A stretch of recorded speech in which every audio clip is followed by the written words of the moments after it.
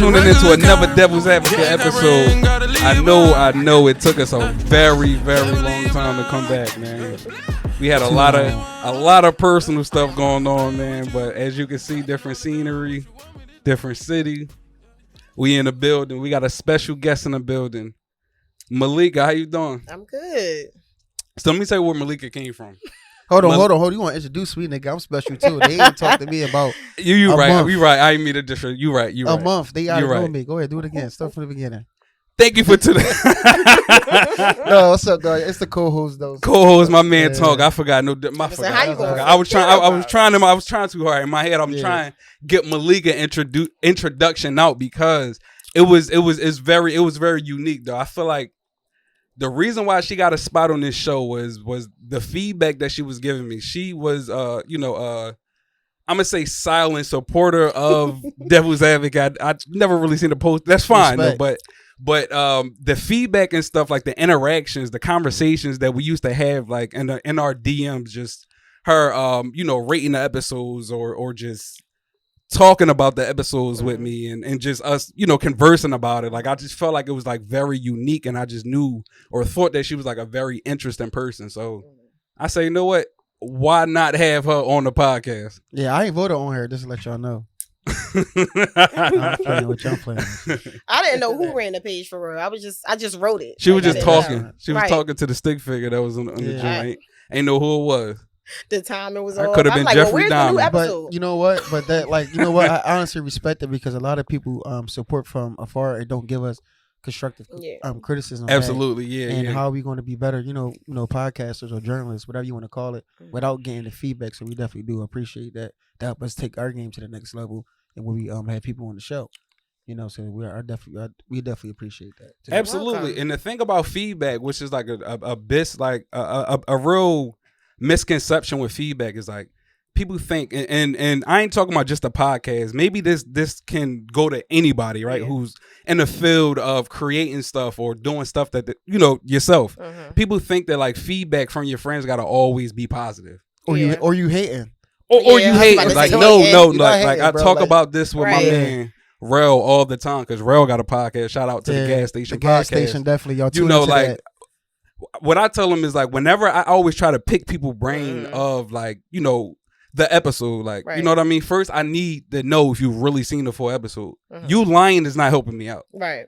You not hurting my feelings if you only can get through the first 5 minutes of the episode. That mean I got to do better. That's helping me out. So the misconception of like, support or feedback, like people really think that like it always got to be positive or, you know what I mean? I really fish for the negative. I need the negative. The positive is art because I'm gonna take it with a grain of salt anyway. Right. You, my friend, you probably go. You probably don't think that I got tough skin. I really do. Right. But the negative, I need to know. Like, damn, bro, I couldn't get through the first 3 minutes. It started off real slow.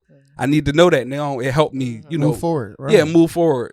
You know what I mean? So. Right. And that's me. I'm real. I kept it real. Absolutely, and that's why you got a seat right now. Right. So. For all the people, just to let y'all know, like it do pay to interact with me and Tonka in our DMs though. It do pay because you can give professionally a spot though. On professionally, of course. Yeah. I ain't think I had to say that though. Right. You gotta I do gotta say that. I'm say sexy as shit though, so I do gotta say that. You're right. What? Professionally, you can't do that. I got. Is he cutting that out? All right, no. Go ahead, keep going. My bad. No. But today we is talking about bullying. Bullying is super important. It's a conversation I feel like that don't really get talked about enough. Yeah. Especially in our community because it's a big misconception with like bullying. People think that you in the sense of bullying you soft, you a B or whatever the case may be. So I think bullying is like it should be a conversation that we definitely should have though. Like, so especially as parents, like that was like sure. I never even thought about bullying as being a kid, being on the other side or receiving it because you was like I'm a kid, but when you become a parent, that's major. Yeah, that's major. So I'm glad you got to have this topic as it also goes tied into me in my opinion like mental health too because it shaped kids.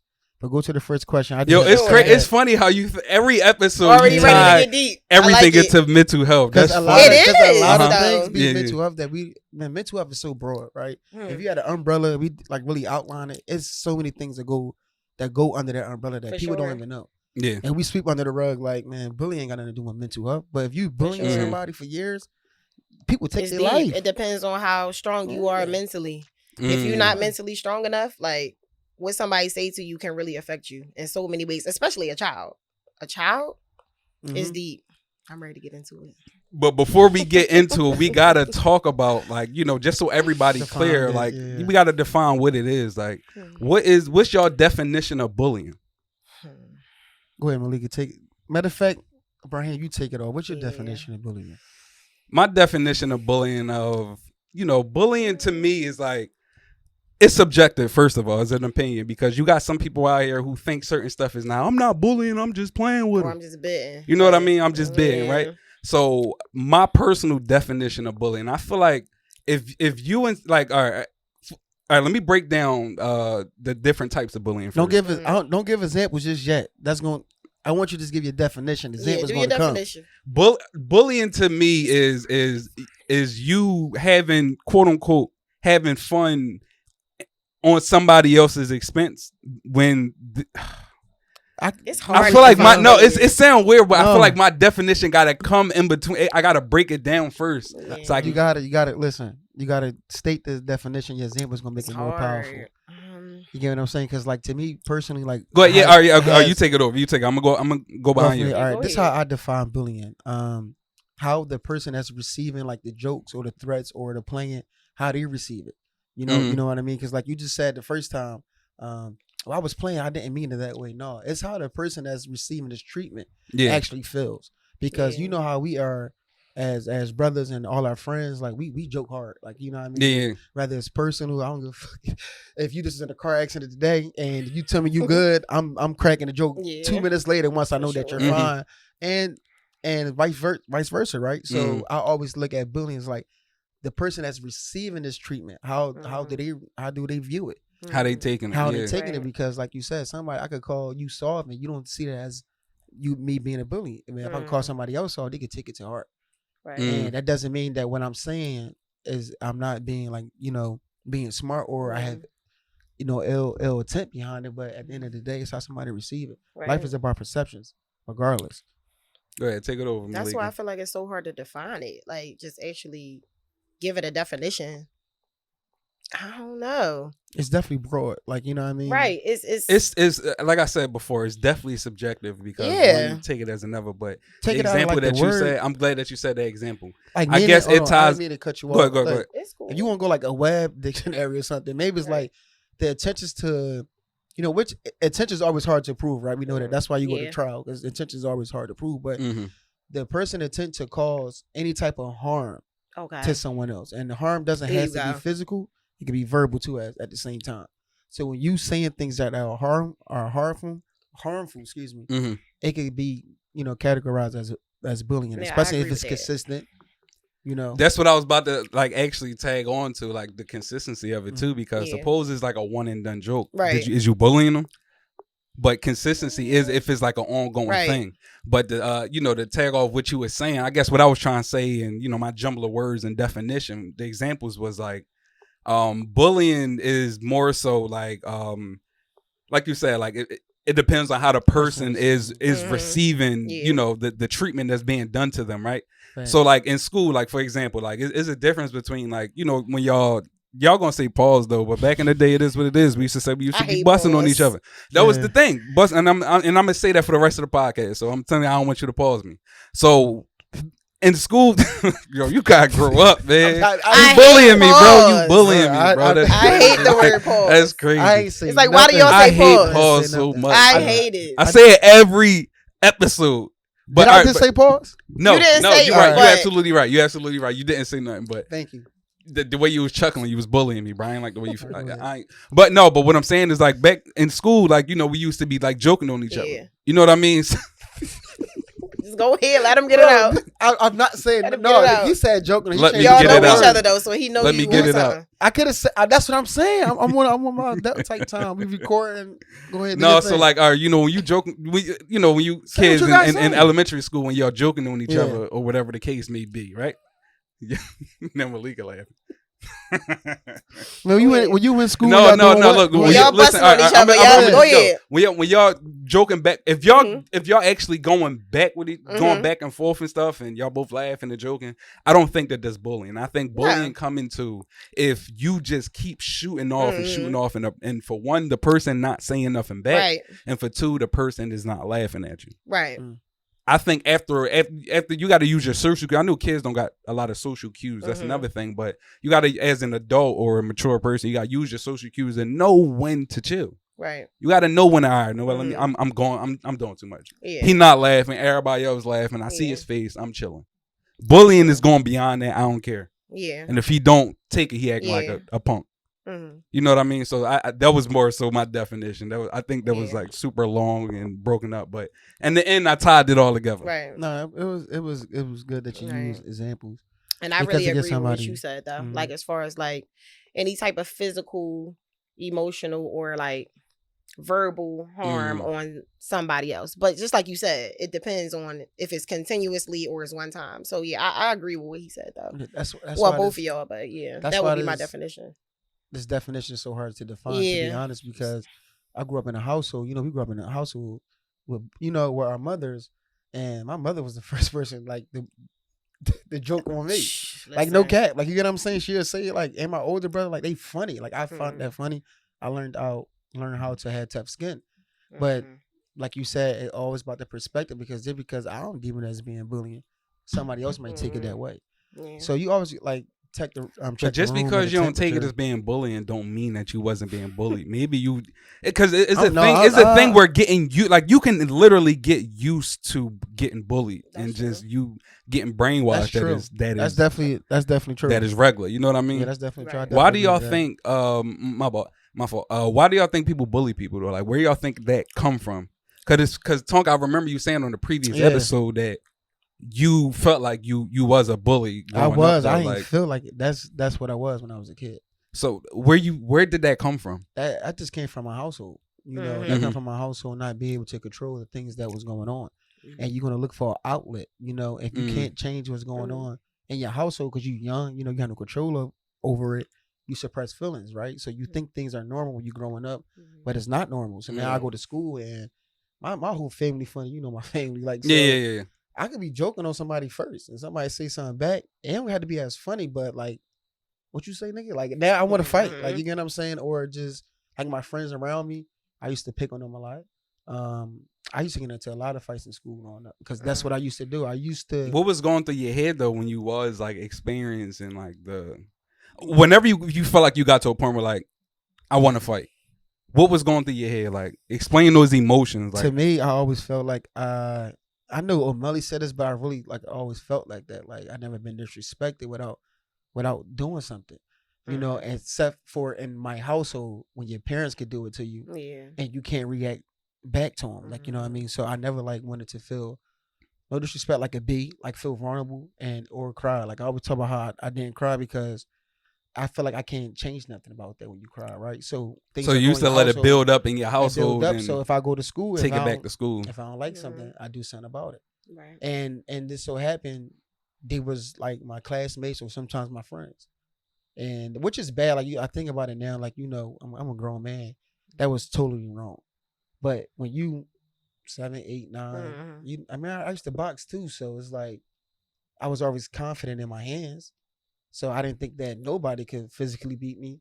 And then now that's different. That's a dangerous bully too. Like the fact that I ain't gonna say your hands was literally licensed. Like go ahead and try licensed to fight though, but like somebody that really know what they doing and you just abusing that power, that's dangerous, yo. Yeah, so I didn't look at it as power. I looked at it as like an outlet.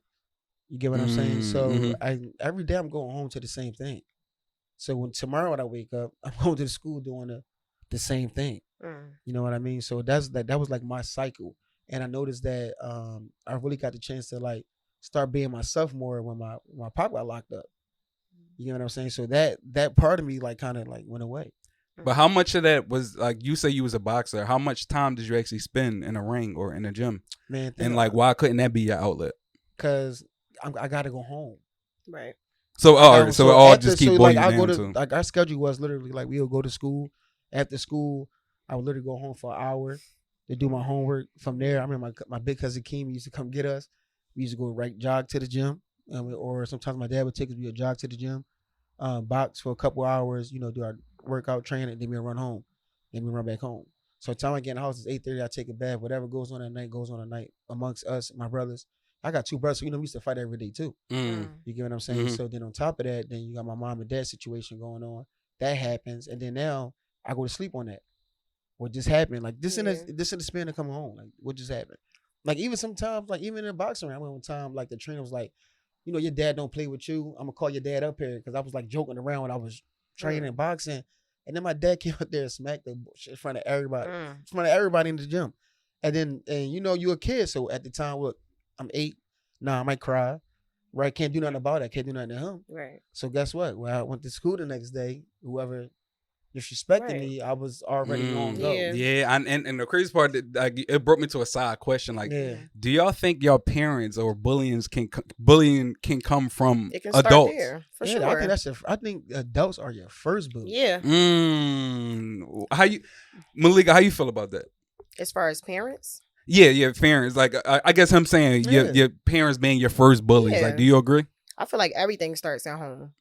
Everything starts at home. How you're raised at home can really shape who you are just as a person, period. So just like he said, if you're going home and your mom and your dad, they talking to you crazy, talking to you any kind of way, it can go either way. You can either think that it's okay or you can lash out. So I feel like you can definitely look how he was saying, like, what was going on at home made him like, all right, whoever, like you said, you couldn't go off on your parents. So it's like, I'm going to go off on whoever I can. Like, that's just that. And especially now that I know that I can defend myself, I know how to fight. You play with me is whatever. So I definitely feel like it can stem from home. It doesn't always stem from home, but your parents can definitely. Yep. What? Think about the first time you ever had experiences. Think about the first time your mom or pop said, "Man, shut the fuck up because I said so." And I hate that because I said so. Like that right there is like, yeah, you said so. I don't have no choice. Right. That can make you feel so small. I don't care if you 7 or 6. You like. Because I said so. Because you know that if you're rebellious, like you, then you get they physically right. What about the shut the F up? Like, suppose you crying and then she say, "Shut the F up before I give you something to cry for." Is that bullying? We all heard it. Is that bullying though? You better straight up. You better straighten right up. I don't know. We all heard it. In a way, it's bullying, but I feel like we all heard it. Yeah. All black parents probably said it at one point in time, and we shut up though. Yeah, we knew not to play with our parents when they said it, but I don't know. But we taking that, like you said, we taking that learned behavior back to school, and then we telling somebody else to shut up because we said so. Imagine how many times you probably force somebody because you said, "Bro, if you say it again, it's on." And nigga said the same. A guy said the same. Because you heard that terminology at home. But it's also like it's conditioned. Like if I say this, and you don't leave it alone, then a consequence got to come behind it. So you get conditioned to that. Right. How many times not even you or just witnessing people be like, all right, bro, I'm done. Don't say it again. Next time I smack this. And then nigga say it again. The next, he really get up and smack him like, bro, you don't have to do that. And that's why one thing as being a parent, like, I got to be like conscious, like not to talk to my son that way. Yeah. I could literally tell my son, like, I know he's 2, but I'm just saying as he get older, yo son, can you pass me that remote? He be like, "Why? I just need you to do me a favor. Yeah, can you please pass me that remote?" It's breaking that generation. Instead of just saying, because I said so. I know that you can't physically beat me, but I don't want to put you in a position where you feel as though at any given age I have to challenge my father's authority. I want you to respect me, not fear me. Right. Respect goes a long way. Fear, somebody will kill you if they fear you. I just had Let me ask you something. I don't think it's going off of like. Hopefully, I don't go off a topic though. But what you just said right there, right? Like breaking generational curses and bullying starting at home, like. Do y'all ever take the time out to think like, if I was raised this way and I don't necessarily agree with it, how was my parents raised? I always like do y'all ever give your parents grace? I at first no, but that's something that I just learned over time too. It's like you really got to give your parents grace. We don't know how they was raised. We don't know how their parents talk to them, so it does give you a little grace for them. Like, all right, you know what? I don't know your situation or your circumstances coming up.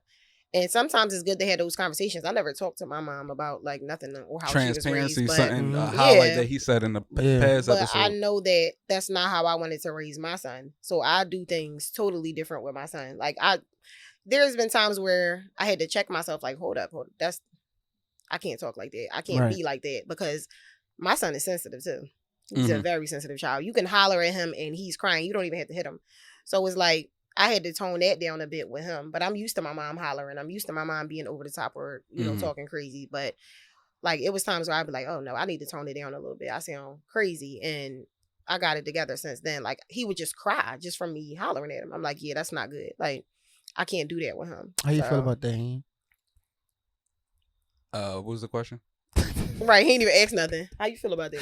No, I'm talking about when he like with you, how he brought it in. Like basically just talking about like, all right, so giving your parents grace. Right. I know for me, me personally, I told you already, like the older I got, the more when I became a parent, I told him I understand what my pop and mom went through as kids, and they had some traumatic experience too. Oh, so you had that conversation with them? When I got older. Okay. But I just don't respect it because I'm a parent myself now. And if I put anything that my mother or father put on me onto my child, then I fail as a parent. Do you feel that's like how I just feel? You get what I'm saying? So I mean, no, like I love my mom and dad to death. Right. You know what I mean? Nobody's perfect. Everybody, it's no book to parenting. Absolutely. But at the same time, like you have to know that kids is the most innocent thing and the most sponges in the world. I get what you're saying. So you basically saying like they had a choice, regardless of how they was raised or what they went through. They had a choice to either treat me this way or not, which is true. But not everybody is mentally strong enough. They're not. You know I mean, so but that's trial and error. So what you're saying as far as like giving my parents grace? That's the question. I can answer that. Like Malika, of course, because when you grow up, like, of course, you got to go through some level of maturing and stuff like that. So, yes, in the beginning, like, you know, I don't accept that. You know what I mean? I couldn't give him grace. I never understood it. I had so much hate for my dad because of that. You know, my dad passed away when I was 13. Yeah. And, you know, I said it on multiple podcasts or even different episodes, my relationship that I had with him. But realistically, when I think about it, I feel like he was my first bully. Yeah. You know what I mean? And that can go into a whole spiral. But I'm going to answer the question. Like, in the beginning, I really couldn't understand. I couldn't stomach it. Like, it came with a whole bunch of hate. I couldn't understand it. But the grace came in that where I got, you know, a little more mature. I'm gonna say like my mid-20s.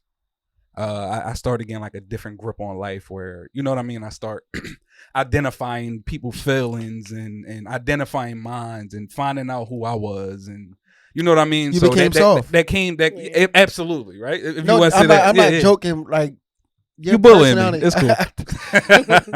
No cap. I always say I love who you are as a person. Like you made for everybody around you to be who they really want to be. I became aware. Yeah. We ain't gonna say soft. All right, yeah. So ain't nobody gonna smack me. I'm just gonna look at why you do that, yo? No, that nigga said like DJ. Sound like DJ. Why you do that for? Why you do that for? That's how I am though. Like for the people in my life. I just became more aware of myself, and you can't really help nobody until you're aware of yourself. You know what I mean? So when I became more aware of my feelings and the world around me, and trying to understand other people's feelings and why people do this, and why you talk to me that way, like you get to a point where you'll argue with somebody, you can just like mentally realize and be mature enough to know that like you not hollering at me. I'm not the reason you're that mad. You're that mad because of something else. I just had that conversation. It take you to a point to actually get there with maturity. So I guess I'm saying all that to say when I reach that point, that's when I start giving my parents grace. Okay. You know what I mean? Because it do come to a point where consciously or even subconsciously, some of that stuff do bleed on how I raise my daughter as well. Because it's some things, and I guess there was gonna be a question I was gonna ask y'all. Like, do y'all feel like it's some things that, like, you know, you couldn't understand that your parents did, but you kind of understand it now as an adult? Like, and that goes with like giving them some type of grace. Like, do you know what? I understand why they did that, and I do it now. Like something you just couldn't understand. Before I answer that question, just like for the viewers out there, the reason why we talking about the home, just to tie it back in, because like we basically stating that bullying can literally start from within the home. I was thinking about that too. So like, is we going off topic? We're not going off topic. Okay. Because your home is what creates your personality. Right? Yeah. Your home is what is your foundation. Your home is where everything starts at. Right. That's the first time you learn how to curse. Your first curse word you hear from your house, within your house. You get what I'm saying? Before you even go to the outside world, you get what I'm saying? So for people that's thinking like we going off topic, we really not. Like your home starts the first building, whether it's Whether if it's like, let me just say, like, if it's harmful or not, or like right. Is it intentional? Do we know as parents or as our culture? Do we really know that? Oh, we talking to our kids the wrong way. See, that's the fine line that we have to find out, and just go back to like this being aware. So I just wanted to say that for people who think that we're not going on. So you just basically saying, do you see yourself like what you were saying? Basically, like, I was saying like, what was it a point where like it was something that you couldn't forgive your parents for? And now as an adult with a kid, you can give them grace now. Like, you know what? I see why they did that. You ever felt like y'all had any of those epiphanies? All right, I'll say like the only thing I'll say, because he like no. No, I'm laughing like no. Like I was no. Just thinking, at first I was saying no, but now I feel like the only thing I can say is like sometimes as a parent, you might have had a long day at work, you burned out, you tired, and you might not really want to hear too much. And your kids might be, mom, like all loud. And it may be those type times where you just like, I don't lash out, but you might just like, look, not right now. Like, and the kids might take that personal. So I might say something like that. Like my mom, sometimes she didn't want to be bothered with, like, get out my face. But it wasn't personal. It was just like, she had a long day. So maybe something like that. You identified that it wasn't personal as a kid? No, she's not as a kid, but I'm saying now because you're saying, you asked us now. Do we realize something like, oh, I understand why they did that? That's a great point. But other than that, nah. I mean, that's a great point. That's my answer too. Yeah. I guess I could. We try to find a positive in the situation. Yeah. So maybe I could look at my father and his infidelity within his marriage. I couldn't understand that as a kid, like But then as I grew older and I made some same mistakes that he made, And so I guess I do understand as being a man now, but besides that, I know one of these conversations my father had always talking about him. Well, I had 3 mouths to feed, I had a wife to take care of, bills to take care of, and that's why I sold drugs and all that. But man, kids, like you said, kids don't know broke. They just really know dad. For sure. Like I didn't care about them Jordans on my face. I didn't care about that jacuzzi in our house, that big screen TV, because all those things got taken right away when you got locked up. They raided the house. We went from having everything to having nothing, and the common factor that was missing was just our pop. Not the money, for real. This was like our pop. You get what I'm saying? So when I look at things like that, it's 1,000 ways to get legal money out here. Yeah. So you choose to make your money because you want to live your selfish lifestyle, and that's what I'm learning as an adult. Like you choose to live the selfish lifestyle. So all my young boys out there selling drugs, don't ever use it as an excuse. Well, I got to take care of my kids. That's not no excuse because when you get locked up, you can't take care of your kids. For sure. So you fail regardless. Well, some people can, but most likely 9 times out of 10, y'all can't. Right. So I'm gonna leave it at that. How about you? I was about to say, what about you? I or forgot do all you about feel the that. same way? Well, you kind of hinted with Kenzie a little bit, right? I was about to say I do agree with what you said because like it gets to a point we think back on like my mom really like it seemed like she never really wanted to be bothered with us. No, you know what I mean? But like when you look at it in hindsight, I only got one daughter and she dabbed me to death. So my mom had 4 kids. You know what I mean? Yeah. So having 4 kids and then, just like having to deal with all that and stuff like that. Like you said, like as a parent, like, you got to wake up. You got to go to work. You got to go through the motions of work. You got to come back home and it's probably traffic. And at work, somebody probably pissed you off and regular whatever life the case may be. Stuff. And so by the time you finally get home, you got the stresses or the pressure of making dinner and helping with homework and all that other stuff too. So just by all means, it's just like you had a full day. And we don't know what else they But as a kid, like when you look at them, you just know that you had to go to school and now you see mom. That's your first or even second time seeing mom, depending on, because I used to go to school around the corner from my house. So realistically, I didn't have to see my mom in the morning. I could just wake up and just go to school. Yeah. But that's why I said, like, for the people who understand, like, that's probably your first time seeing mom that day. You know what I mean? So all you see is mom. So you want to talk to him. You want to, and she just probably don't want to be bothered. Yeah. So I couldn't understand that as a child. But like I said, now that I got older, I'm going through the motions of work or, you know what I mean? Even editing podcasts and then also going through the motions of work and like the stress of just the everyday life. Right. Kenzie just come in, daddy. Like I get home from work. I get off of work at 11:30 at night, every night, right? And by the time I get home is 12, 15, whatever time it is. Kenzie would literally be waiting at the door. She'll listen. She'll like literally listen for that bark. Like no, she know when you lock your car, your horn come on. Like did he just turn into a chihuahua? Hold on. I never heard somebody say bark. You could have said beep beep honk. Beep beep bark. Well, listen, nigga, you start barking. The type of car I got, that should say bark. But ain't no car. That's a real pit bull you got out there. Well, what I'm saying is like she'll literally like wait for that. So like I'm drained. I'm done. I'm ready to lay down. As soon as I open the door, daddy, all his energy. Yeah, I know what you mean though, because that's difficult. Like I was just like agreeing with you with that part. I was just working at 3 to 11:30 myself, and I was working at Jefferson. It was the work because it's like the only time I really was seeing my son. That's the reason why I got a new job too, because I would take him into school in the morning at 8. But by the time I'm going in at 3, he's getting out of school. I don't see him until I'm getting off at 12. Mm-hmm. So, of course, they want to talk. It's like, I ain't see you all day from school all the way until you got off or home at 12 in the morning. They want to talk. Yeah. It's like, go to bed.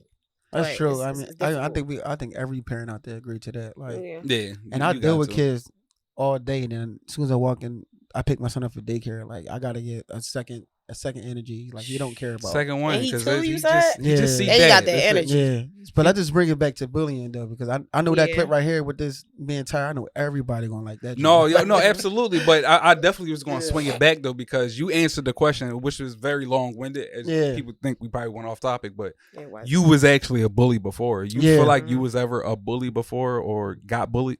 No, neither one. I don't feel like it. No, I never was a bully. I was low key, quiet kid, chilling. Like, but I don't. And you never got bullied. I don't feel like I got bullied either. No. She a thief though. You know that. Don't say that. No, I'm not. You about to hit me on camera? You say that? No. So you never got bullied?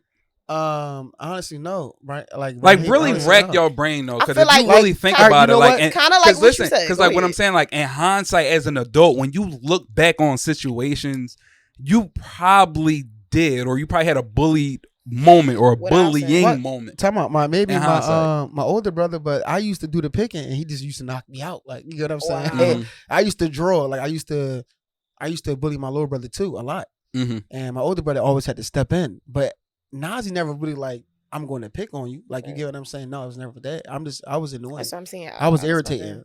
But that doesn't, like, I'm not trying to sound cool. Like, I would feel like I'm a B if somebody did bully me. No, things happen when you're a kid. Yeah, you're not always the biggest. You can't always fight. Like, no, I don't think absolutely. And that's more so what I'm saying. So if y'all can really rack your brain and really come up with I respect it. No, I mean, one person I think was trying to bully, but you know what I mean. Well, shout out to him anyway. But he was talking too much trash, so I was trying to rumble him in school, and he didn't want to fight me.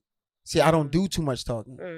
And we either gonna fight or we're not gonna fight. Right. And this is in high school too, so he didn't want to rumble me. Mm-hmm. So that was that. Next one. I'm not gonna act like I was super tough or nothing like that. Never that. I never walked around like I was untouchable or was this crazy fighter, nothing like that. But I'm just saying, like, it's a thin line between bullying and bitting and stuff like that. Because I feel like people bust on me or stuff like that, and it was a point in time where I didn't know how to bust back.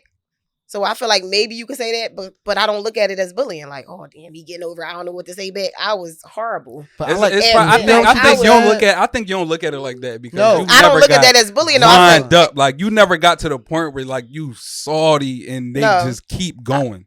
You heard what she said. That's why I didn't. Please. Yeah. You know, I've definitely been salty before. You've been in that situation. It was never being like salty is different from like in your mind. You like, all right, yo, why they keep going? Like. You really about to cry over it. Like, I definitely got salty before. Plenty of time. Anybody that grew up with me, well, no. No, that's what I'm saying. But like, never to the point where it's like, oh, they got something against. Oh, they really bullying me. No, I feel like that's what everybody did. Somebody will grind me up. They'll grind somebody else up. But some people know how to bust back. I was like one of them quiet kids. Like, I don't know what to say. But as I got into high school and learned a little more, now I can go back and forth with you. But middle school, I didn't know how to bust at all. Like. But I wouldn't. No, that's what I'm saying. Because feeling salty is different, because you can feel salty off of one joke and they stop. You still salty for the rest of the day. I was talking about like a situation. I'm talking about like a situation where like somebody I don't feel like I got keep bullied. Going and keep. But that's why I use that don't stop as an example, because you spoke about it before. Like, it's a thin line. Like, it's not really bullying. It's the. But I don't feel like I ever got bullied. Yeah. It's the energy. Like, everybody been in a situation. You can tell when a joke lighthearted or something. Yeah. Like if somebody like, yeah, nigga, yeah, like all right, bro, like you going? This is a bit too personal right now. Yeah. Like let's take a step back, but just bringing it back into like not even our personal experience, just like in the world in general. Like, cause you have social media, and I don't even think a lot of people think they bullying somebody when somebody embarrassing moment get posted on social media. Like a girl maybe like a guy leaking her video. And people commenting on there or just reaching out to her in a DM after you're knocking on cyberbullying right now. Yeah, like after it got leaked, and you ain't why you like. I remember it was Instagram Live. He's like, man, don't try to make me wife you now. After I just seen the video, you just let 10 of my niggas run down on you and all that, and like saying things like that can really hurt a woman's self-esteem to a level. Like people take their lives every day, and I don't think people realize that. Like a lot of people go through a lot of mental health. So I'm glad to be talking on bullying, but I know that we come from a culture where like I ain't taking my life. Like that's like we look down upon taking your life. He's like, man, I had it harder than that, and that's like kind of my mindset. Even when you go to work, I'm like, I don't care what work throw at me. Man, I've been through some real issues before, and that's my coping mechanism. But what happens? People don't have that. They take their life, and just imagine like how many women you've seen since the social media really start coming about and. An immature guy just want to throw that video out there, them having sex. That imagine how they feel on the other end of that. Right. That's something that I don't think a lot of people talk about, and and I don't think it's right in no shape or form. I don't care if she cheated on you. I don't care how it got out. If it got out, it's a form of bullying in my opinion. Yeah, absolutely. I never looked at it that way. Like not attaching myself to that specific thing, but. No, we saw the video on YouTube. He put the video out of him playing with his own feet. Are your feet though? Yeah. That's any video. No, he was eating a hot dog with no bun though. But that's another story. You pausing me, bro? I get paused. Listen. Are y'all serious or y'all playing? Listen. I'm a grown man. We grew up on hot dogs and oodles and noodles, but not with no bun though, bro. Come on. Bro. So you never had hot dogs? I had hot dogs. Come on, bro. You got to chop the hot dogs up. It's paused. You're not just putting a hot dog in your definitely mouth chopping it up. And then biting it and then grabbing some noodles. All right, look, quick sidebar. Listen, no. Now we going up top. Quick sidebar. I'm going up top. I don't care. My son was here. He had a housewarming. A beautiful event. I got beautiful event for my son. My son ain't gonna eat the bread. I know he don't eat it. I gave him this joint. He didn't want to eat it. So now I'm supposed to be a bad person to be like, no, you throw it in the trash. That's disrespectful. Somebody spent their time with that grill. Did you break it? Did you shake it? All right, hold on. But did you go and look for a bun? Like, know what? I'm gonna eat this hot dog now. So let me see if there's a bun in there. People outside already. Like, I ain't want to look greedy. Like, this nigga just over the hair. They came back. So he made an executive decision. So I just like, man, you know what? I ain't gonna waste their food. I was already sitting down. I was working all day. My feet hurt. Like, you get what I'm saying? I'm gonna sit my ass down right here. And he just so happy to walk past. I'm the host. I'm making sure everybody cool. Yo, you good? Y'all need something to drink. No, but I see him. I said, whoa, what he's doing? Yo, bro, do you want a bun? Like, that was pause right there. I said, yo, bro, you need a bun, bro? Do you need a bun? No, he didn't say, do I need? He asked that I want one. So I feel like I'm not. That lets you know that I'm not a bully, right? Because if the shoe was on the other foot, you would have recorded me first. Yeah. And then you would have said something. Yeah. And then you would have put it in the group chat. Yeah. And then that absolutely would have been bullying, though. Now back to the topic. But back to the topic, I was saying that like I've been on both sides of it. Like I did the bullying before, and in hindsight, I got bullied before. Right. I remember one time. I don't know, for the people who know, the people who don't know. Like I went to Meredith. Like Meredith wasn't the type of school where you would probably get bullied. But my parents in hindsight, my parents was going through something like when I was in first grade. So it was a time where I went to Meredith and then went to another school for probably like a few months, and then I went back to Meredith. That's something that a lot of people don't know. So in that time in that other school, it was like uptown. It was called Stephen Gerrard. It was uptown on yeah, I know exactly what you're talking about. I went there too. I went there for in first grade. Like probably like half a year though. I went there all 4 years. No, I'm thinking but like I said, in hindsight, like when you a kid, you don't catch on to social cues, and I don't know if this still go on in like real life, but a lot of kids don't catch on to social cues. So I'm sitting there. I used to get jumped every day by some people that I called my friends. In first grade? All right, let me explain it. It wasn't like me getting jumped where like they literally. No, I mean, like I'm not getting welled on, but we all play fighting, but I'm the only one that they swinging at, and I just end up on the felt ground like every you was the strongest single one. time. Like I'm just on the ground. If you look up, I'm on the ground. Like hell, yo, that was a good one. Like so, yeah, I was getting bullied though, bro. But my sister, because you fight, maybe you was a threat, so they felt like let's get him. He was new. He was a part of the clique. That's probably exactly what it was. That's what yeah, happened. and like I said, so it took my sister to pull me to the side one day because she seen that I probably was on the ground probably like the third day in a row. And like, she probably see why somebody every time? Like, yeah, so every my day? sister was a little older than me, so she used to always, she had to wait for me to get out of class, and then we used to walk home together. Y'all bullying me because y'all laughing at my vulnerability right now. In the first grade? Yes. Yeah. Oh my God. This nigga traumatized. He remember that.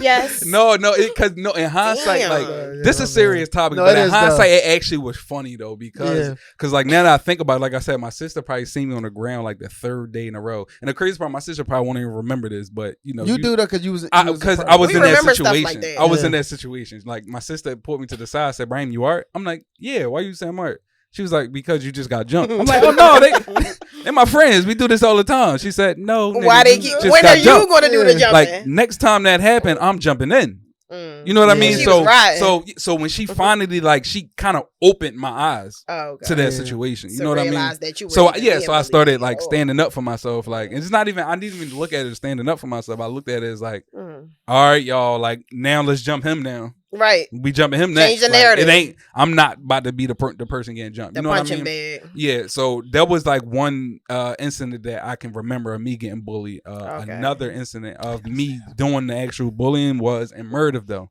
But like I was trying to say to you before, like in the beginning of the podcast, it's different forms of bullying. You got physical bullying where it's self-explanatory, punching, kicking, whatever.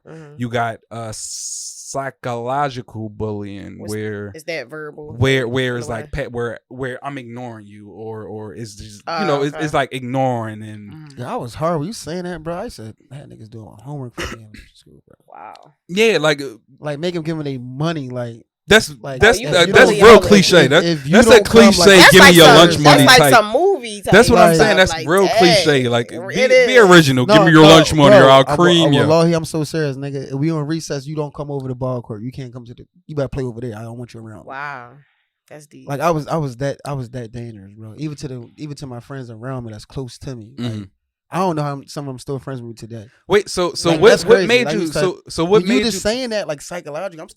I'm just thinking about. I forgot about more stuff than I did that I actually can remember. So when you start talking about the psychological thing, I'm thinking like, yo, I'm I should do. I know names like what I mean, even ones that's not my friends. Like I remember this guy named this white boy.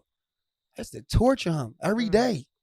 You ain't. I got that's a story crazy. about I know that. You gonna cut the name out, but I was about. Yeah, don't say names. Yeah, you gonna because only because like especially on a topic like this though, and I'm gonna edit out on a topic like this. You don't know if they might run into it. They probably still traumatized about that. Yeah, I used to torture him like every day. It was somebody, and that's what I was.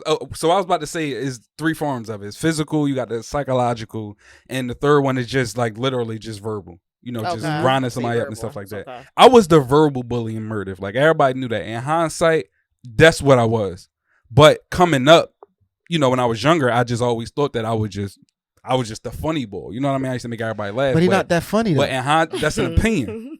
I was just talking about that with my other friend. That's an opinion. I say, y'all the only people that really don't laugh at my jokes, but I'm really funny as shit. But that's another story. We getting off topic. Right. So what I'm saying is like, just to relate to your situation with the guy, like it was somebody that like I was like I said, I was known as the funny boy where in Murdive I was always grinding somebody up. Like, so it got to the point where I built up a reputation where like ain't nobody starting with me. Right. I always was like I was a target if you think about it. I was the S talker. I was no. I wasn't. No. The difference is I never used to talk tough. It was just all jokes. But I never was like talking tough bullying. It was just like your feet long as shit. Like, you know what I mean? Like I'm making you feel salty. Like it was a time where I made somebody throw their belt away. Feet, hold up. The fact that you looked down at my feet, bro, no, I got regular size. It was a time where like I literally made somebody throw their belt away in the middle of school. Where do you feel like that stemmed from for you? Like you just wanted to be known as the funny guy, or did that stem from somewhere? clout. That's I wasn't expecting you to ask me that question. So it's really hard. I can really sit here and take time to think about it. But offhand, I think that more so came from I can't say that it was tied to something in my past, but I guess just wanting to be the funny person. Like it's like because like once you know, like when I came back to Meredith, like at the first grade, like after I came back from other school, after you came back from getting jumped, they came back from being jumped or whatever. He said, "I gotta find my niche." They ain't jumping. It's like everybody know that like the funny person of any situation or any person always fit. You got an easier time fitting in. That's true. So just me being funny and stuff like that, like I was just known as like the funny guy. So you always want to keep up your reputation. You know what I mean?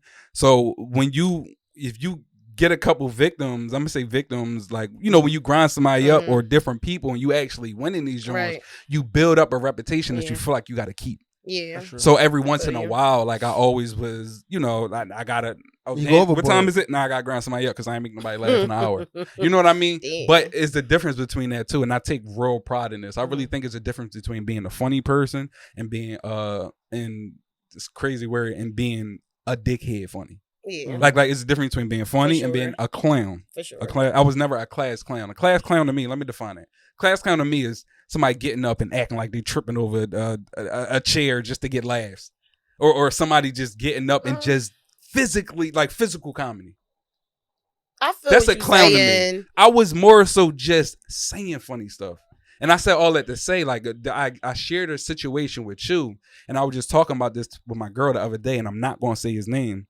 But I used to like literally verbally torture him too. He was always an easy target for me. He was an easy W for me. You know what I mean?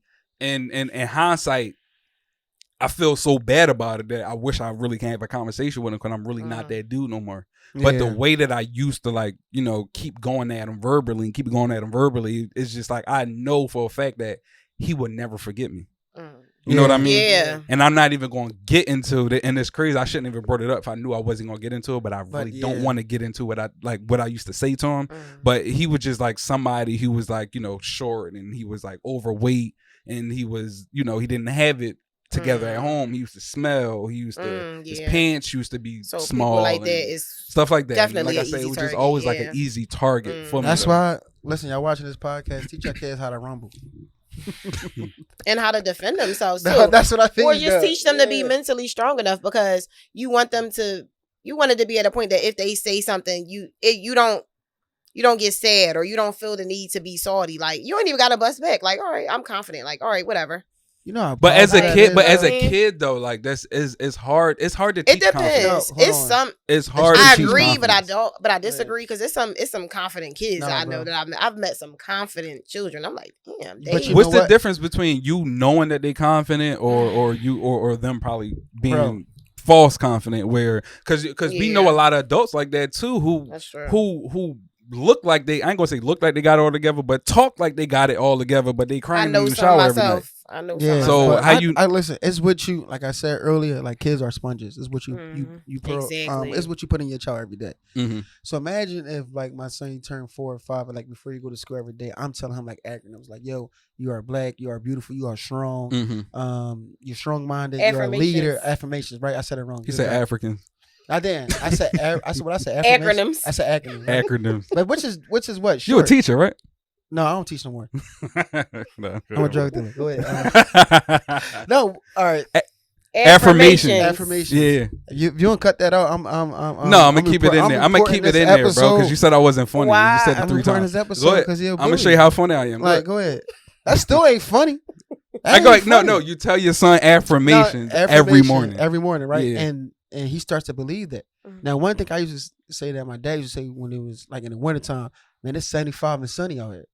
No matter how cold it was, I remember used to go shoveling snow. You're like, it's 75 and sunny. You're like, you cold? I ain't cold. It's 75 and sunny. And that's a mindset. Like that was how much of a hard worker he was. So when I work multiple jobs.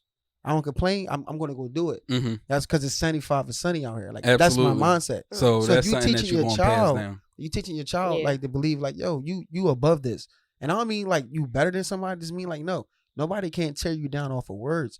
We don't teach that in our culture because a lot of our parents bring down our kids in the household first. So you got to build your kids up. So if somebody come outside like, yo, bro, your sneakers is done. Like, I don't care. There's millionaires walking around with done sneakers. Right. You ever see some golden gooses? They come done. They come like that. Like I mean, they made dick. Like you know what I'm saying. You spent 300. My son was like 350 for a kid. Yeah, y'all getting too much money. I was sitting here smiling. I said, "What the fuck is that?" They already. I don't know what they already done. So if you say they come like that. So like they call golden gooses. Golden goose sneakers. They whole sneakers. They some of them not like that, but majority of them already come like that. Yeah. It's like Vans. Like you know, I remember back. You know that's a style though too. That's what I'm saying. So. In our culture, we're not gonna wear no dick Vans. Like when you used to wear Vans back in the day, or I had a pair on what? They had to be fresh. They was fresh. But our white friends would be like, "Man, let me see the jewels real quick." I like mine when they got that. Pepper stuff. I like mine. I like when mine got like that. You know, they a dog. I'm like, bro, I ain't wearing these no more. Like you get what I'm saying? No, I get what you're saying. I'm just they was comfortable like that. The confidence that you put into your child every day really means a lot. That I had somebody tell me like, I ain't smart. I can't read. One of these kids, you know, one of my students, whatever. I'm not gonna say a name, and I'm like, well, who told you that? She's like, my mom. My mom said I can't read. I'm like, what? Like, all right, hold on. So I started working with her every day, you know, small group time, most time I can. And she one of my, like, at that time, became one of our better readers. And I'm like, but our mom could have said that because she was frustrated. Or her mom could have had a level of a book, a 5th grade book, they do it in 1st grade. Of course she can't read it. Right. You probably can't read that. That's why you saying it too, because it's subconscious what you going through. And her mom probably not like meaning to bully her kid, but imagine other students getting a whiff of that and being like, "Yo, what you call him can't read, y'all." And that that ties into it starting at home. It starts at home. Yeah, and I'm definitely glad that you got into that and affirmations because that's kind of like I was telling you about a little bit of what I do. And I live by this, and I started a children's clothing brand. And I think it's important for adults to teach their children affirmations, not even necessarily affirmations, just speak positivity and life into them because what you speak over your life, you can become. And it's what you believe.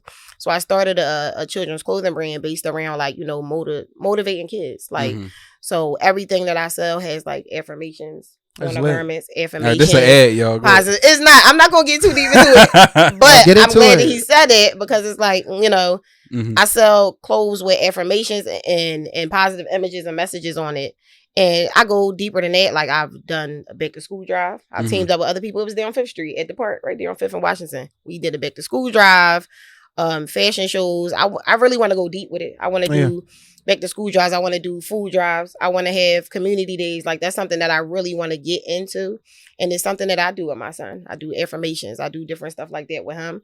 And I just really want to get the message out there so that other parents can do it with their children too, because it's really serious. Like it's like you said, they like sponges, especially between the ages of 1 and 5. Everything that they see and do, they absorb, they do it too.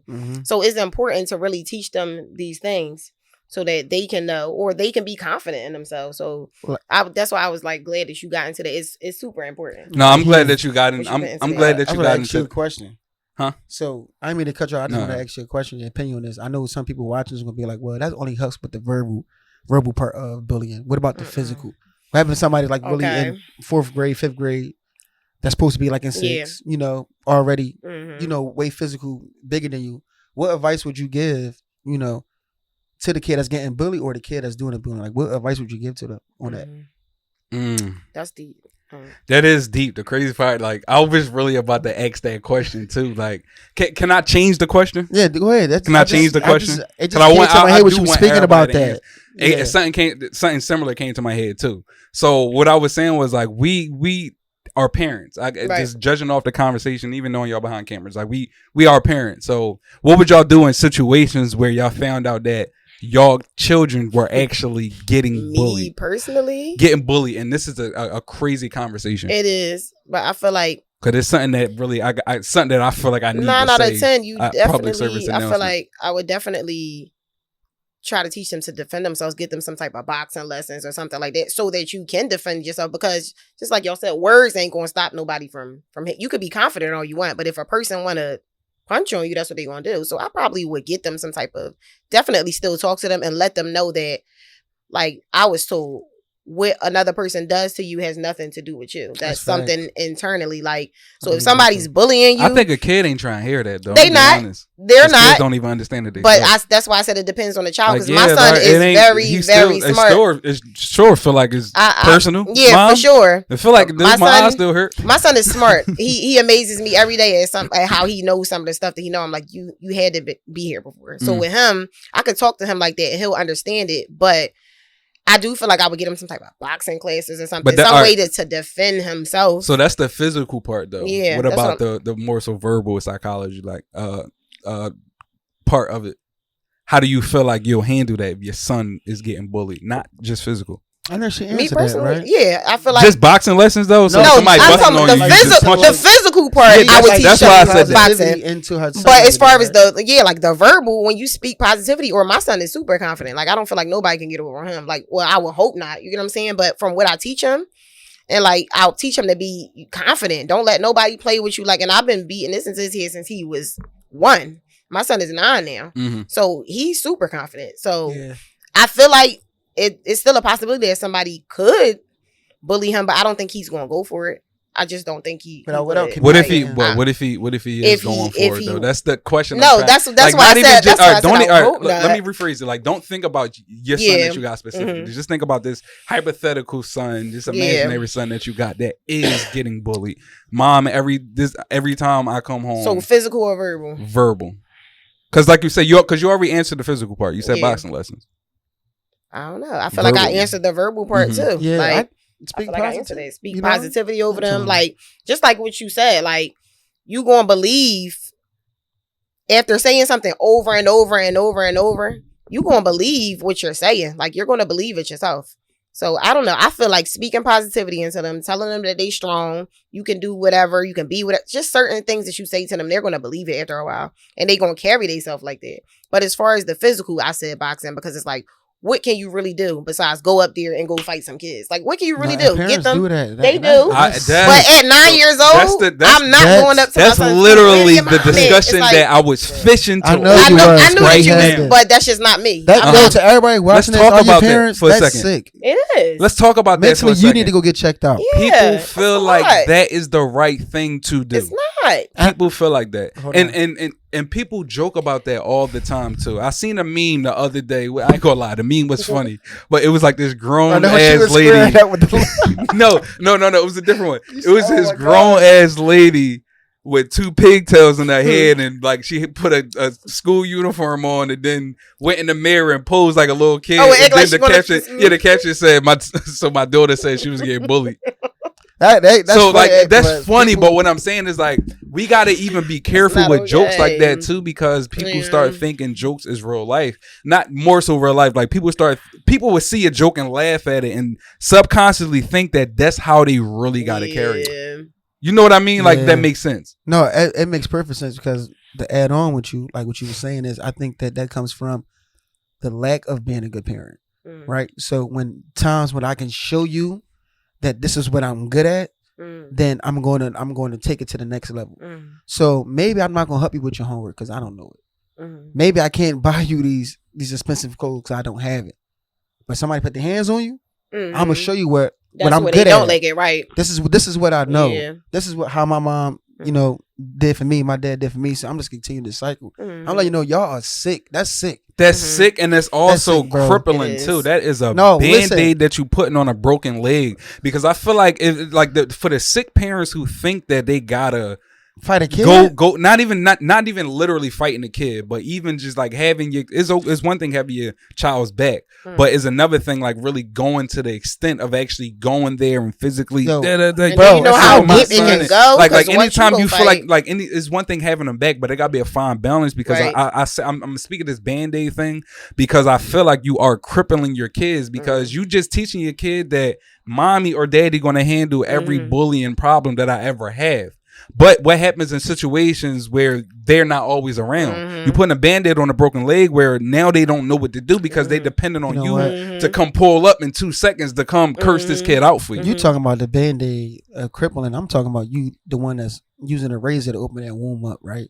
Because as a parent, I witnessed parents getting first graders face because their child said, another kid did something to them, and their Mm-hmm. reaction was like, "If you ever put your hands on my son again, I'm going." I'm like, "What?" Yeah. Like, Oh, did y'all see the viral video when a guy got on the school bus and was cursing the little kids? I'm like, oh, and you a grown man. What you do is, as an adult, is go to the teacher, go to administrator, somebody. Hey, my son having a problem with such and such kid. Can I get the number to their parents or whoever their guardian is? Which is not going. No, but these are the steps that you should take as an adult. Yeah. You talk to the parent first. Yo, XYZ is going on. This is my son talking about my daughter telling me about how can we handle the situation. Mm-hmm. Let's do something good. Matter of fact, you off on Saturday? I'm off. Well, let's go to the park on Saturday together. But what do you Let's bring them together when their other parent isn't receiving it the way that you want them to receive it? That's the because some parents is weird. This conversation. Some parents is weird. Like, because 9 out of 10 it came from they sick. They sick, right. And that's what we're talking about. Like you opening that wound because what standard are you setting for your child? Obviously, parents that approach kids like that watch their parents approach kids like that. Mm-hmm. But you want to be respected as Miss Tanya or you know what I mean, Miss Malika. You're a grown woman. Act like a grown woman. Right. How does it look for you to squat down and put your finger grader, that's crazy. In another kid's face and don't feel nothing like you wrong with it. I don't feel nothing wrong with it because they feel like they just defending a child. But at the end of the day, you also you want to defend you also traumatizing another child exactly. In a sense, which a lot of people probably still, if you still don't care that I said that, you're toxic. Mm-hmm. And the second thing about that is like I keep saying like it's like you causing another problem because like now you got to get ready to take that energy for that girl or that little boy to go back to their dad or their mom. To now you're really in something. Now you is in some kid stuff. Now y'all going at it and like I said, I wanted to open up this conversation because this happened. In the hood, this not even just in the hood. This happened a lot where kids put parents in. I ain't gonna say kids put parents because parents at the end of the day is responsible for it. So parents more like the kids. Parents will put themselves in situations like that where, like for instance, like suppose something happened with Mackenzie where Mackenzie getting bullied. Mackenzie is my daughter. Of course, it's gonna break my heart as a dad, but as a dad, I feel like I don't. It's nothing really to say to the child, so I'm gonna want to go talk to your mom or I'm gonna want to go talk to your dad. So the way I bring it to you is going to be very respectful, right? Because you know I'm mature. I know how to bring it. Hey, you know Mackenzie keeps saying that she's having problems. You know she keep coming home and this and the third. So I feel like as an adult, right? Like y'all should want to stay there. Y'all should want to have a conversation. It should be no way where you're matching the kid's energy or you just don't even like that I knocked on your door. Right. You know what I mean? And then and I'm sorry, and I'm going on, and I feel like it's another situation because. You know, God forbid, I never got put in this position before, but I know I see a lot in the hood where people get put in positions like this where, like, if I'm already coming to you as an adult, very respectful, you know, dotting my I's and crossing my T's, I'm very respectful with it. I think as a parent being told something about your child, y'all got to know how to handle that the right way as well. Because as a parent, like, if I feel like, of course it's subjective, like I can't make you whoop her or stuff like that. But if I feel like if I don't feel satisfied with that, now I'm mad at you. Right. You know what I mean? Like you got parents that make excuses or they just give off the energy where like ain't nothing about to happen behind it. Yeah. Your child is bullying my child, but it feel like it's just you just giving me the vibe that you don't care. Now I want to fight. Because they probably don't care. Exactly. Most likely. They don't. And then that causes they'll open up a whole But they care if the shoe was on the other foot though. Right. But that's what we talked about that mentality of being sick. It is. So you have to learn when you're dealing with an adult and a child. At the end of the day, you know, your approach always shaped arguments or shaped debates, right? Or shaped conversation. So you come to me like, hey, like my daughter was telling me your son was doing XYZ. I would ask my son, you did this? He say, no, I still have a conversation with him. But if you are doing these things, obviously she's telling her father about what's going on. I think you should stop it, man. If y'all can't play together, you should stay away, right? Now, depending on how much I believe my son, and that's always, like I said, it's people's perspective how they want to discipline a child. I can't make you discipline the child the way I would discipline mine. Yeah. Right. I came to you. Yeah, my daughter come to me again. The daughter come to me again with the same situation. You let me know again. That's the second time rule. Now the third time it happened, now you got to take action as a parent. Yeah. Now, I mean, approach the child. Then you start teaching your son or your daughter how to handle that situation as a person. Like if you can't stay away from this girl, Kenzie, I think these are things you should do. You know, and then when the parent comes, like, why would you do it? Hit my daughter in the head with a rock? Well, I reached out to you multiple times about exactly what's going on. Exactly. That's now at that situation, you're fine to react the way you want to react. I think a lot of times for us, like we grew up, like you never approach anybody without being ready for the consequences, because you never know how somebody's feeling. That's true. That could go 1 to 100. So you never want to approach anybody on 100. It's some people you go out there like, yo, hey, my name Brown. I just want to talk to you. Kid, I heard something happen. Well, my son ain't do something. I do it. They already crazy with you. Rip. But that's just their defense mechanism, right? That's their defense mechanism. And two options. And I feel like it kind of be an embarrassment too. Like, that's all. They be embarrassed. It's like, my child did that, so now you already defensive. Like, but then look how you react. You know, I was in a situation, son. You see where he get it from. You gotta stay away from them. Right. You have a great day, Mr. Rob. I'm gonna go about my business. Because as men, we can't talk like, yo, all right, man. Let me get your number. Let's go play ball Saturday. We can do 2-on-2. You know, your son, my son, and then we just hang out. So now your son not gonna likely bully my dad's friend, son. Yeah. My dad and his dad hanging together. Yeah. That's disrespect. But a lot of people not on that level of maturity. That's in the perfect world, of course. But that's definitely in the perfect world. But like in situations where like, suppose the shoe on the other foot, where like, suppose like your door is being knocked on because your child is doing the bullying and stuff like that. Like, a lot of those times, you got to question yourself with that. No, and that's good too. But I feel like it's safe to say that everybody that's sitting down right here talking right now is mature people where we know how to have these conversations. I was about to say, but I can see situations where like, it's not even about you knocking on my door. It's like, it's you automatically having this energy because you think that I'm not going to care. I can see, like, I ain't going to say this to happen though, but I know I've seen situations where somebody like, oh, somebody bullying you. Now I'm mad. We going and knocking on the door. Your son keep doing this. It's like, yeah, I hear you, but get your hands out my face. Yeah. Right. No, like, why are you screaming at me? Like, all I do is answer the phone. I ain't doing that. I've been in situations now me and you going through something though. So I guess I said all that to say that, like, as human beings, as mature, as grown people, we got to handle, I'm looking at the camera, we got to handle these situations a lot better. Because at the end of the day, ain't no way in the world me and you should be going at it if our kid, if it started at a school that we don't go to. It shouldn't be like that. Yeah, a 7-year-old shouldn't have 30-year-olds. 30-year-olds out there fighting. We not teaching them no lesson. There's no way. The only lesson we teaching them is to come get dad. That violence is the answer to everything. Violence. So, you know what's crazy? I handled a situation like that wrong in the hood before. My little sister, I don't know if she was getting bullied or not, but my cousin, you know, was telling me like, yo, she keeps saying something to your sister ain't even defending herself. I get mad. We out. Let's go. I don't need nobody to walk with me. You know how I am. Me and you go take a walk. We out. You gonna walk around and go find her. And you gonna handle your situation. You gonna handle your business how you gonna handle it. You gonna handle it right then and there. And I don't mean like you had to fight her. You have to, if you avoiding her, why are you avoiding her? Let's go have this conversation. And I already know what the kids see at adult. Everything changes up. But I want to see how. That's another thing. Not to cut you off. Nowadays, that shit is different. But go ahead. Yeah, I mean, yeah. Back in the day, we respected parents. Back in the day, you bullying somebody, your dad walk. Oh, I'm cool. I'm not gonna say nothing. They don't care no more. Nowadays, they will punch your mom in the face. Nowadays, it's old head. What? I ain't trying to hear that. They try to bully the dad too. Yeah, you know what? That's definitely true. Like it's different times. But I'm sorry, you were saying the story. You said when they seen the adult. Long story short, the way I reacted at that time, but I was also 17. I would never do that, no stupid things like that again, because I put my sister in a situation to physically get hurt or hurt somebody else's child.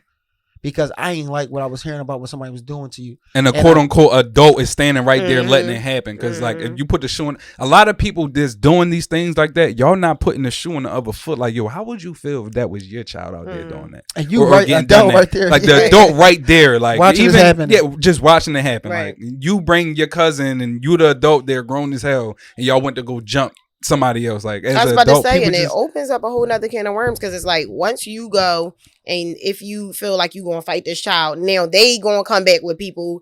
They come back. It can turn into a whole deadly situation, right? It turned into a whole war. That's how some hoods shooting at each other. It can get deep. So why take it there? That's how some hoods. But you know, back in the day, like kind of how you said, sometimes parents would make they might not fight the child, but they might make their child fight the other person. How healthy do you think that is? But it's still. That's bullying too, in a way. Because of my sister, it's kind of forcing your scared child. I was about to say, forcing your scared child to fight, and then if they get beat up, now you mad. I watched the fight when I was younger, this mom made her daughter fight. She's crying, like hysterical. Like, I don't want to fight her. Yeah. She punching her daughter in the back. Go fight that bitch. Like, they get, and now she's fighting. She's getting trashed. Then she jumps in for her daughter, all because her daughter is loose. But she's physically hitting her daughter in the back to make her fight. I'm like, this is crazy. I think that coming from these areas of being poor, like that's survival. Right. Survival. Yeah. Your daughter's an easy speak about picking, that a lot, bro, because that's how a lot of us operate. Like, and people, even with men, men be like, I don't fear nobody, but as soon as you see somebody, you gonna pull your gun out and start shooting first. Right. Because it's just like, no, that's that mentality of fear. We walk around in a constant state of fear. But people try to act like they not scared. Somebody said this to me, I never forget. Like, one of my friends said this to me a long time ago.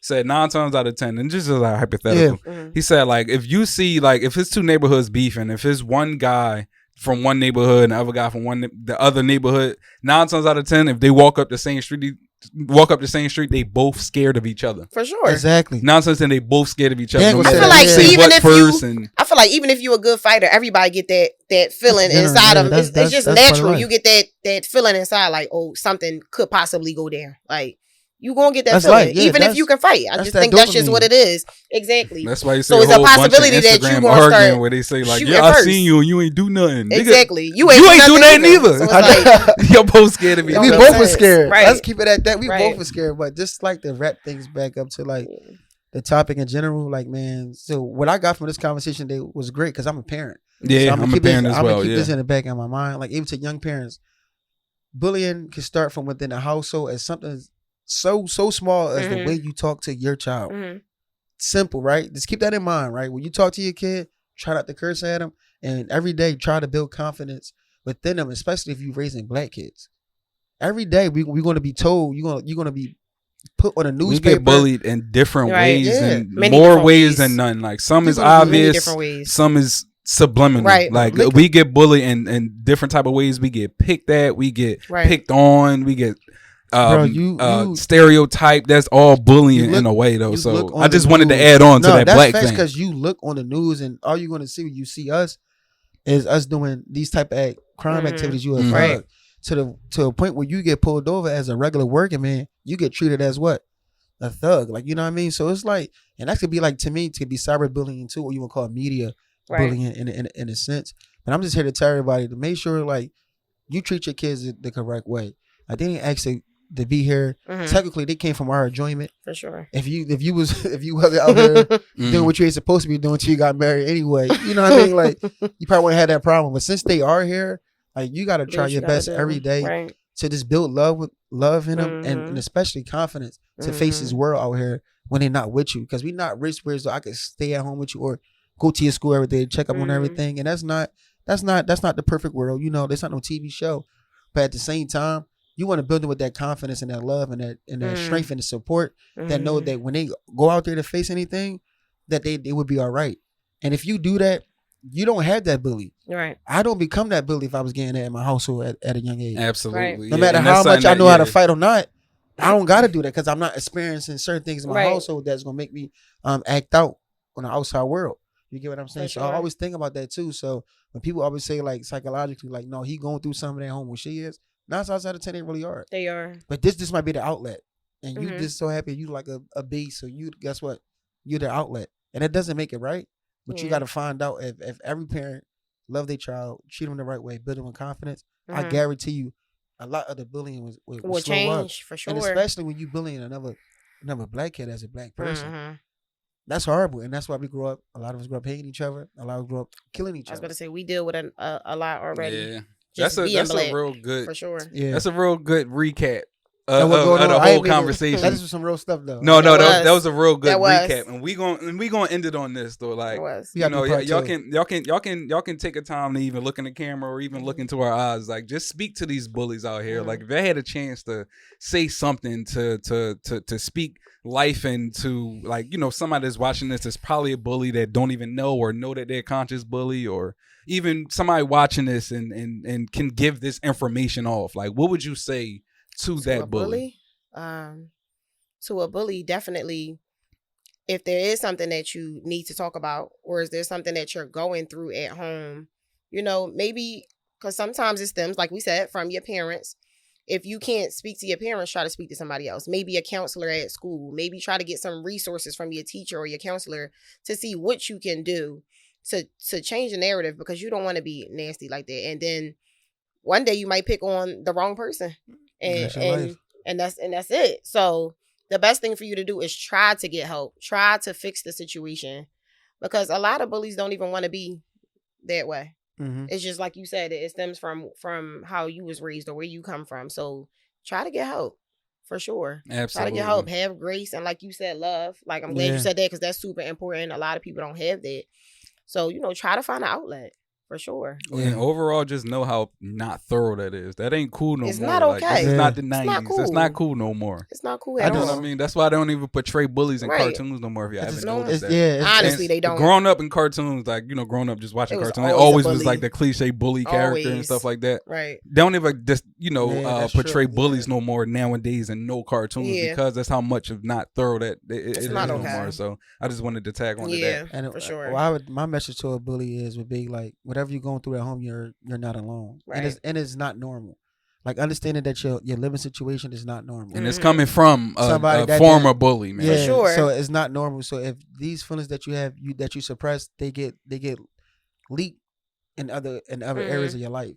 Whether it's using drugs, whether it's beating somebody up, being a bully. Actually, like, you just got to know that what you're going through is not normal, and the feelings that you have is not normal, and it is okay to not be okay. So make sure that say that again. It's okay to what? Not be okay. Like, you get what I'm saying? So you just that is very powerful. Explain that. Explain that. No matter how simple you think that may be. I mean, this slogan didn't come from me. Like, it comes. That's like one of the Black empowerment and movements. Like, it's okay to not be okay, because a lot of us have this thing on our shoulders. Like, we be like, it's cool. This is life. This normal. I'm from the hood. Yeah. I know my friends. Yeah. Right. I got to keep going to work. It's all right. No, you know what I mean? No, it's okay to not be okay. Right. It's fine to be going through stuff.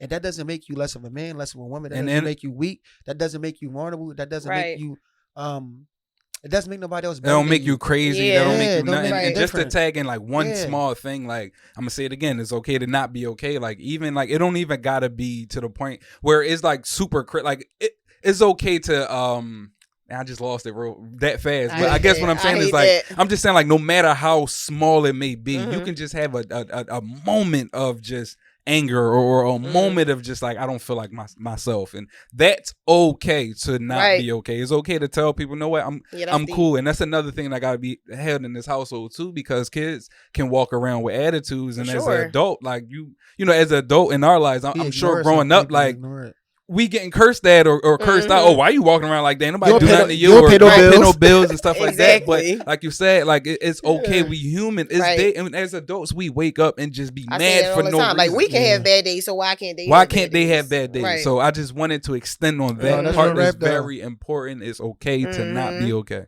Yeah, right, man. Love yourself first, man. I always would say that, because no matter what you're going through, you gotta love yourself. And one thing I'm gonna teach my son, and you can cut it off, but this is like, we just in a conversation in a moment right now. I would say, you're planning for your future, and what I mean by that, I think about that in all aspects, because the decisions you make at 7 really affect your life at 30. Rather somebody want to, like, no, you being dramatic. I'm not being dramatic, because I told you what happened to me personally about me being the type of person I was, that somebody could potentially in my life tomorrow. You get what I'm saying? Because who I was as a kid growing up. So, like, the decisions you make at a young age definitely do affect you when you get older. And not even that drastic, though. It can be like you bullying somebody at 7, and then, like, probably 20, 25 years later, that's the person literally hiring you, like, or can got that power to put you in the door or that's not. One thing about karma. Oh, he used to bully me. So that's a small decision. We used to call geeks back in the day, right? You're a geek, you smart, and those ones make the money. Those ones that signing your paycheck that you working 40, 50 hours a week for it. So, but it's just like, I mean, like, with time, I'm telling them, like, think about your future, because we didn't get taught that as a young age. So you live day to day. So with the decisions you make today, you don't think it affects you tomorrow, but it does. And it does. And you don't gotta be, like I always say, you don't gotta be sitting down 30 years to think about that. Right. You know what I mean? You don't gotta be talking to God to be thinking about that. Like, just like in your day to day basis, just know that potentially, I mean, the average age for a black male might be 54. this already assume you gonna live to 54. Mm-hmm. It's Omega. I thought it was 64. No, it might be like 54 now. Think it might be like it went down. That is aggressive. Numbers. That's another conversation. I ain't down. mean to cut you, but that I really don't know. I really thought it was 64. It is in the 50s. It was in the 60s. It might be like 55. Yeah, but it might be shorter than I don't know it verbatim. used to It be. go by averages because a lot of young boys dying nowadays. Yeah. So if it go by average, that's a whole different story. But my bad. Go ahead. Like I said, like this, this is add-on talk. But really think about your tomorrow. Mm-hmm. You think about tomorrow, I guarantee you, if you think about tomorrow, your today go way better. It's because by the time you get to that tomorrow, you already planning for it today. Right. I'm not trying to be no motivational speaker, but I'm just like saying like it's needed. It's needed because if I was thinking about who I would become today, God's plan is trumps all anyway. But if I'd have lined things up the correct way, if I'd have planned for this day and moment, I wouldn't say I probably wouldn't be a millionaire. But I know I would have different avenues of income that I could have been put to the side. People don't even think about life insurance until you really get a career job. Right, grown. Like think about that. For real. I probably could invest in my own life insurance when I was 18. Mm-hmm. No, I'm telling you, you can end it. I'm just saying, this is us just having a conversation. All right, go ahead, do your thing. All right, what I would cut that out though, like you know what I mean? No, I wasn't. I'm not. But what I tell bullies though, because at the end of the day, like I feel like bullying is nothing but like just having power over somebody, right? It's completely normal. It's completely natural, whether people think about it or not, for kids to explore or experiment with the power that they got. You know what I mean? And that just means as far as like doing stuff and getting away with it and just being bored and actually doing stuff. Like that's completely normal. Trying people and not trying people. That's completely normal, rather if kids subconsciously do it or consciously do it. Until they learn a lesson. Until they learn their lesson, of course. But it's sure. completely normal. So what I would tell a bully is like the power that you got or the power that you exercise and realize that you got, y'all can use that power in a different way. Use that power for good. And it sound cheesy and it sound cliche. I like that. But it's so thorough. It's so thorough to use that power that you got over somebody. Like, I can say this to somebody and he not going to say nothing back because he's scared of me. Use that power to take up for somebody that person is doing that too. Exactly. You know what I mean? I had a lot of those people in my life. A lot of those people like that in my life. And you end up being on the better end of it. Like, you end up being more respected and more cool for it. I promise you, it sounds cheesy, but I promise you it's not.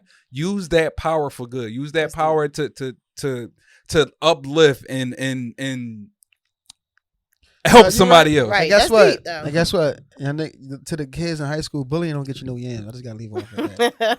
It absolutely don't. Because girls be looking at you like he doing too because much. This is sidebar. You ain't gotta do all that, and all you doing is you put yourself on this high pedestal. Yeah, I did this, I did that, I did this, and then she gonna go and ask your homies in your hood. And the tough guy persona is old. That tough guy. Because you're not always the toughest guy on the block, bro. I don't care who you are, what you did, how you did it. There's somebody else. Whole time you hurt 20 times way more than you. Hurt people. Absolutely, y'all. Thanks for coming, Malika. I appreciate it. Say your look in the camera and say your socials.